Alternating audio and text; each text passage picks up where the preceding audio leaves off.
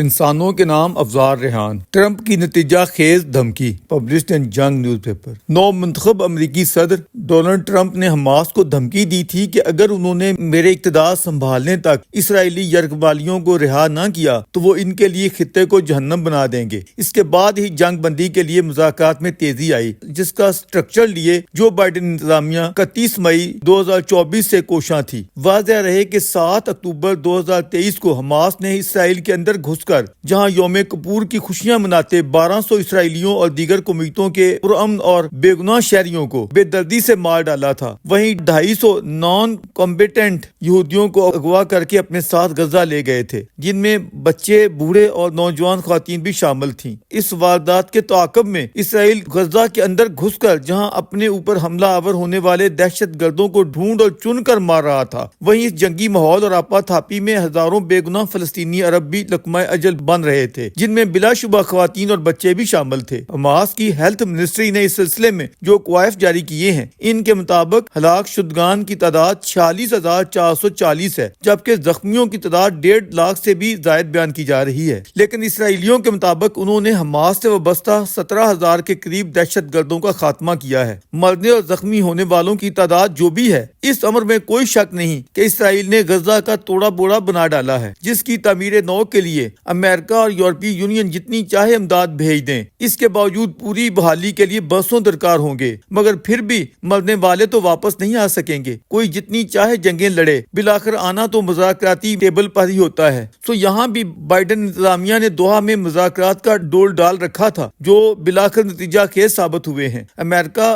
Egypt اور قطر کی نگرانی میں ایک ڈیل یا امن معاہدہ طے پا گیا ہے، جس کے تحت اتوار 19 جنوری سے فریقین میں جنگ بندی ہو جائے گی۔ اس معاہدے کے 3 فیزز یا مراحل ہیں۔ پہلے مرحلے میں 6 ہفتوں کی فائر بندی ہوگی، جس میں 33 اسرائیلی یرغمالیوں کے بدلے اسرائیل 2000 فلسطینی قیدیوں کو رہا کرے گا، جن میں 250 حماس کے وہ فلسطینی بھی شامل ہیں جنہیں دہشت گردی کے مرتکبین قرار دیتے ہوئے اسرائیلی عدالتوں میں شدید سزائیں سنائی جا چکی ہیں۔ اسرائیلی فورسز مصر اور غزہ کی سرحد پر فلاڈیلفی کوریڈور سے بھی بتدریج نکل جائیں گی اور غزہ کے گنجان آباد علاقوں کو بھی خالی کر دیں گی۔ البتہ اسرائیلی فورسز غزہ کی مشرقی جانب قائم 800 میٹر چوڑے بفر زون میں موجود رہیں گی۔ اسرائیل مصر کی رفح راہداری کو کھول دے گا، جس سے امدادی اور طبی سامان سے لدے 600 ٹرک غزہ پہنچ سکیں گے۔ مزید امدادی ٹرکوں اور ایندھن سے بھرے ٹینکروں کو بھی داخلے کی اجازت ہوگی۔ اسرائیل زخمی فلسطینیوں کو بیرون ملک علاج کے لیے جانے دے گا اور اپنے گھروں سے نکلے ہوئے لاکھوں فلسطینیوں کی واپسی کا بھی اہتمام کیا جائے گا۔ یورپی یونین نے غزہ کی تعمیر نو کے لیے بھاری رقوم کی فراہمی کا فوری اعلان بھی کر دیا ہے۔ دوحہ مذاکرات میں جہاں حماس کا سارا زور اس امر پر تھا کہ مستقبل کے سیٹ اپ میں اس کی پرانی والی حیثیت قائم و دائم رہنی چاہیے اور اس کے زیادہ سے زیادہ حملہ آور قیدی رہا ہونے چاہیے، وہیں اسرائیلیوں کا اصل ٹارگٹ ان کے یرغمالیوں کی رہائی تھا۔ حماس نے 94 یرغمالیوں میں سے 33 کی رہائی فرسٹ فیز یا ابتدائی مرحلے میں قبول کر لی ہے، جن میں بچے، بوڑھے، زخمی، بیمار اور خواتین شامل ہوں گے۔ بتایا جا رہا ہے کہ 34 یرغمالی مارے جا چکے ہیں، جن کی لاشیں اگلے مرحلے میں واپس کی جائیں گی، جبکہ 27 کے قریب یرغمالیوں کو اسرائیلی انخلاء سے مشروط کرتے ہوئے مذاکرات کی اگلی فیز تک حماس اپنے قبضے میں رکھے گا۔ اس ایشو پر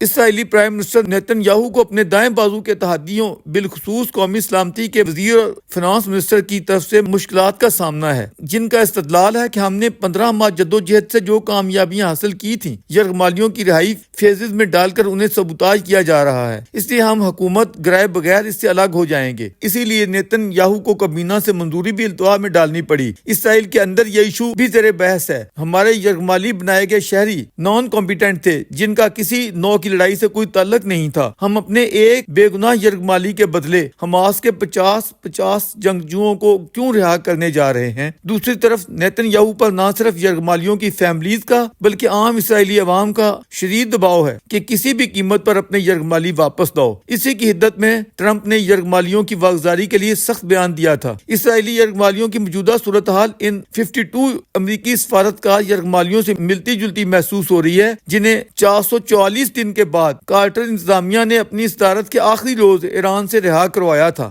آج جو بائیڈن بھی تقریباً اتنے ہی دنوں بعد یہ کریڈٹ لے کر رخصت ہو رہے ہیں کہ انہوں نے اسرائیلی یرغمالیوں کو بالآخر چھڑوا لیا ہے۔ اس سلسلے میں انہوں نے اپنی نائب صدر اور سیکرٹری آف اسٹیٹ کے ہمراہ باقاعدہ پریس کانفرنس میں تفصیلات بیان کی ہیں، لیکن نیتن یاہو نے ان کا شکریہ ادا کرنے سے پہلے پریزیڈنٹ ٹرمپ کو شکر گزاری کا فون کیا ہے، جنہوں نے سب سے پہلے امن معاہدے یا ڈیل کا اعلان کرتے ہوئے کہا ہم مڈل ایسٹ میں یرغمالیوں سے متعلق ڈیل حاصل کر چکے ہیں، انہیں جلد رہا کر دیا جائے گا، تھینک یو۔ اقوام متحدہ کے سیکریٹری جنرل، یورپی یونین، مصر، متحدہ عرب امارات، سعودی عرب اور قطر سمیت عالمی برادری نے اس جنگ بندی کا خیر مقدم کیا ہے۔ دلچسپ امر یہ ہے کہ تل ابیب اور غزہ ہر دو مقامات پر اپنی اپنی کامیابی کا جشن منایا گیا ہے۔ کالم میں اتنی گنجائش نہیں، ورنہ اس ایشو پر پوری بحث کی جاتی کہ حماس والے اپنی کس کامیابی کا جشن منا رہے ہیں۔ اسرائیلیوں کا جشن تو سمجھ آتا ہے کہ وہ نہ صرف اپنے یرغمالی چھڑوانے میں بڑی حد تک کامیاب ہو گئے ہیں، بلکہ انہوں نے حماس کا چنبل نکالتے ہوئے انہیں اس قابل نہیں رہنے دیا کہ وہ آئندہ اسرائیل کے اندر گھس کر یہودیوں کو مار سکیں۔ جیسی تیسی ڈیل بھی انہوں نے اس لیے قبول کی ہے تاکہ وہ ٹرمپ ایرا میں ایرانی ولایت فقیہ کے دانت نکال سکیں۔ آنے والے ماہ و سال میں دنیا دیکھ لے گی کہ امریکہ اور اسرائیل ایرانی عوام کو اپنے تئیں ملاؤں کے مذہبی جبر و استبداد سے چھٹکارا دلانے کے لیے کیا کچھ کرنے جا رہے ہیں۔ جس طرح پریزیڈنٹ بائیڈن نے کہا ہے کہ لبنان اور سیریا میں وہ ایرانی پراکسیوں کا خاتمہ کرتے ہوئے اسے بڑی حد تک نہتا کر چکے ہیں، اسی طرح یمنی حوثی باغی بھی آئندہ اسرائیل کا ٹارگٹ بننے والے ہیں۔ حماس کی بھی آئندہ کے لیے تمام سپلائی لائنیں کٹ چکی ہیں۔ اسرائیل نے 2005 میں فلسطینیوں پر جو اعتماد کیا تھا، 7 اکتوبر کے ناقابل اندیش ایکشن کی بدولت اس کا کلی اور دائمی خاتمہ ہو گیا ہے۔ دو ریاستی نظریے کی ایسی تیسی ہو چکی ہے، اپنے تمام یرغمالی چھڑوانے کے بعد اسرائیلی حماس کو اس کا چانن بھی کروا دیں گے۔ ایسے منظرنامے میں حماس یا فلسطینیوں یا ان کے ہم نواؤں کا جشن اپنی سمجھ سے بالاتر ہے۔